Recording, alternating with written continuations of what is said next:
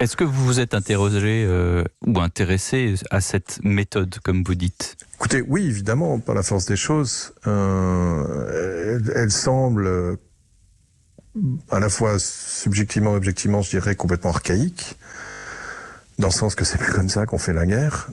Les Ukrainiens qui font la guerre d'une manière beaucoup plus contemporaine, c'est-à-dire plus légère, plus agile, plus mobile, mais aussi plus respectueuse des conventions internationales, et donc par extension du soft power, ont beaucoup plus de succès, tout simplement.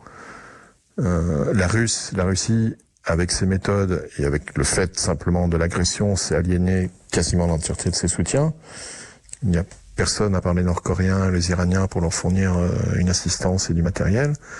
Alors que les Ukrainiens, en jouant le jeu des droits, tout simplement, des droits de la guerre, de la démocratie, on soutient de l'Occident entier, et ce soutien se traduit par une assistance militaire absolument considérable qui leur permet d'infliger des gros revers à une armée qui, au départ, leur était nettement supérieure. Donc tout ça compte, je dirais, dans la conduite de la guerre. Les Ukrainiens n'ont pas besoin de raser des villes entières pour avancer. Ils ont des armements extrêmement perfectionnés qui leur permettent de cibler les postes de commandement, les centres logistiques, les déplacements de véhicules, les véhicules individuels, les fantassins individuels, via des drones, via des bombardements extrêmement ciblés, via des petits engins lâchés par des drones. Enfin, il y a toute une panoplie qui leur permet un ciblage ultra précis de leurs adversaires.